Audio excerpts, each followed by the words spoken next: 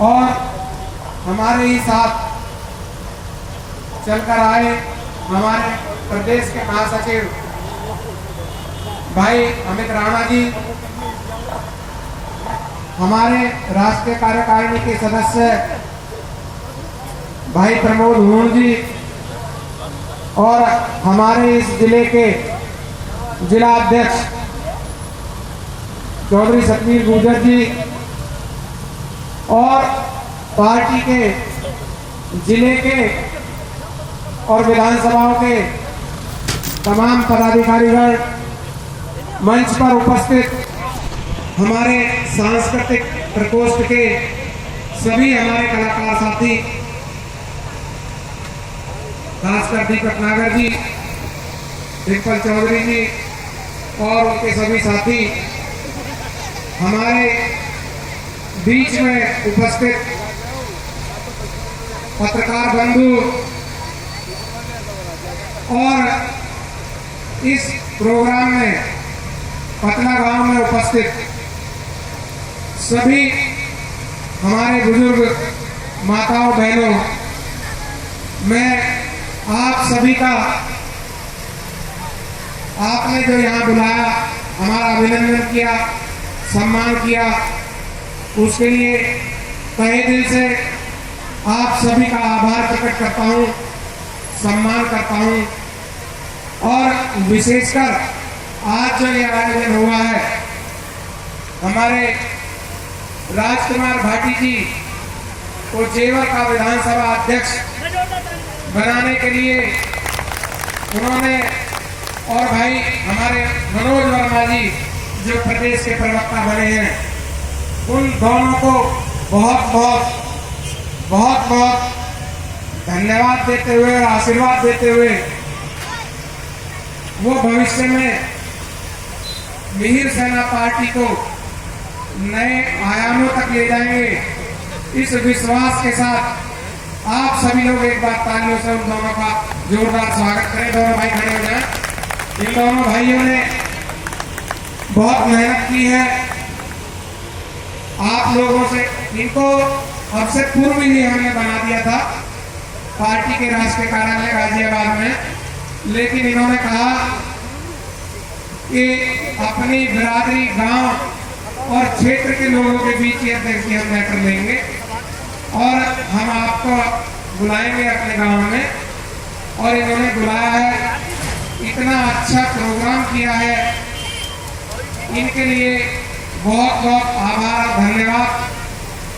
इसी के साथ हमारे पत्रकार बंधु यहाँ बैठे हैं, उनकी जानकारी के लिए ये बताना चाहता हूँ मैं कि पार्टियां बहुत सारी हैं, पार्टियां बन रही हैं, नई पार्टी हमारी भी है। हालांकि 15 सितंबर 2015 के दिन, सम्राट मिहिर भोज की जयंती के दिन, सम्राट मिहिर भोज की न्याय प्रणाली से प्रेरणा लेकर इस पार्टी का जन्म हुआ है। सम्राट मिहिर भोज ऐसे गुर्जर सम्राट थे जो 36 बिरादरियों को साथ लेकर चलने का कार्य करते थे और उनके समय में न्याय व्यवस्था बहुत दुरुस्त थी। उसी बात से प्रेरणा लेकर मिहिर सेना ने, आप सभी लोगों को तो जानकारी अच्छी तरीके से होनी चाहिए कि पार्टी तो ये बहुत बाद में आई है, लेकिन हमारे पूर्वजों ने यहाँ दादरी में मिहिर भोज डिग्री कॉलेज की स्थापना करके बहुत पहले सम्राट के नाम को जन जन तक पहुँचाने का कार्य किया है। उन बुजुर्गों के लिए बहुत बहुत साधुवाद है, धन्यवाद है और उनका आभार है। उन्हीं अपने बुजुर्गों से प्रेरणा लेकर इस पार्टी का गठन हमने किया। उसके पीछे दो उद्देश्य हमारे रहे हैं। पहला उद्देश्य है, हिंदुस्तान के अंदर जितनी भी पार्टियां हैं, मैं 1-8% की तो बात करता नहीं, लेकिन ज्यादातर पार्टियां जो हैं सिर्फ 2 ही मुद्दों पर कार्य कर रही हैं। एक मुद्दा है उनका धार्मिक तुष्टीकरण का और उनका दूसरा मुद्दा है कुछ लोगों का आरक्षण बचाओ और कुछ लोगों का आरक्षण हटाओ। इन दो मुद्दों से अलग कोई पार्टी काम नहीं कर रही है। इन दो मुद्दों की वजह से मैं आपके संज्ञान में लाना चाहूंगा थोड़ा सा कि हिंदुस्तान कितना पिछड़ गया। कैसे पिछड़ गया? सम्राट मिहिर भोज के समय में हमारे इस भारतवर्ष को सोने की चिड़िया कहा जाता था और सोने की चिड़िया 11वीं शताब्दी तक हिंदुस्तान को कहा जाता था और सारी दुनिया में सबसे अच्छी इकोनॉमी भारत की थी। तदुपरांत मुगल हिंदुस्तान में आए, उसके बाद अंग्रेज आए, ऐसी व्यवस्था हमारी चरमराई कि हम लोगों की जीडीपी दुनिया में अन्य देशों से बहुत पिछड़ गई। गुलामी के 800-900 वर्षों के कारण सन 1947 में आजाद होने के बाद हिंदुस्तान को हमारी सभी पार्टियों के नेताओं ने यहां पर कहकर कि भारत क्योंकि गुलामी से आजाद हुआ है इसलिए हम लोग धीरे धीरे तरक्की कर पाएंगे। आप सब लोगों ने इस बात को सुना होगा और आज 70-73 साल बाद भी यही बात हमको समझाई जाती है कि क्योंकि हम गुलाम थे इस वजह से हम लोग दूसरे देशों से पिछड़े रहे। लेकिन मिहिर सेना का विजन कुछ और है। मिहिर सेना जब विश्व के तुलनात्मक अध्ययन में हिंदुस्तान को देखती है तो हमें समझ में आता है कि दूसरा विश्व युद्ध 1945 में समाप्त हुआ। 1945 में इतना भयंकर दूसरा विश्व युद्ध हुआ कि दुनिया के 200 देशों की इकोनॉमी माइनस में चली गई। आप सभी लोग इस बात को जानते हैं, लेकिन जो विजन मैं आप बता रहा हूं मेरे हिसाब से पत्रकार बंधु भी यहाँ बैठे हैं, किसी ने पहले आपको बताया नहीं होगा कि 1945 से इस दुनिया ने दोबारा खड़ा होना शुरू किया और हमने 47 से शुरू किया। प्रक्रिया 46 से ही चल गई थी। उसके बाद में 1945 में हिरोशिमा और नागासाकी जापान में 2 परमाणु बम भी पड़े। जानते हैं आप सब लोग इस बात को, इतिहास को? तुलनात्मक अध्ययन में ये पता चला कि उसी 45 में जो जापान की माइनस में इकोनॉमी चली गई थी, आज वो देश कहां पड़ा। आप लोग भी उसी समय से मेहनत कर रहे हो, हिंदुस्तान भी मेहनत कर रहा है। उसके बाद फ्रांस, इटली, अमेरिका भी माइनस में चला गया था 1945 में और ये चाइना भी 1945-46 से ही दोबारा से खड़ा होना शुरू हुआ।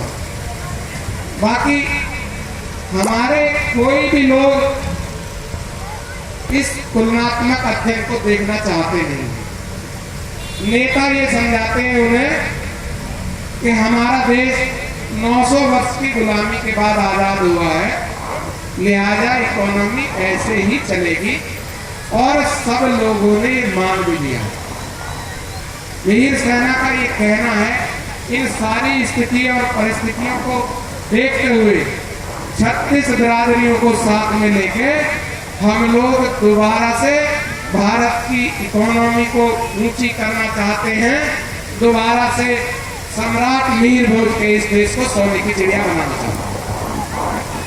आप सब लोगों का सहयोग मांग रहे हैं इसलिए कि ये जाति और धर्म की राजनीति, धार्मिक तुष्टीकरण, आरक्षण के ऊपर बवाल मचाना, लोगों को उद्वेलित करना, रोड जाम करना, रेल रोक देना, इन सब चीजों से भारत की जनता का ध्यान भारत की बेरोजगारी, भारत की न्याय प्रणाली, भारत की शिक्षा व्यवस्था, भारत के इंफ्रास्ट्रक्चर और इसको ऊपर पहुंचाने के लिए हमको अपना दिमाग लगाना पड़ेगा, जाति और धर्म की राजनीति को छोड़कर।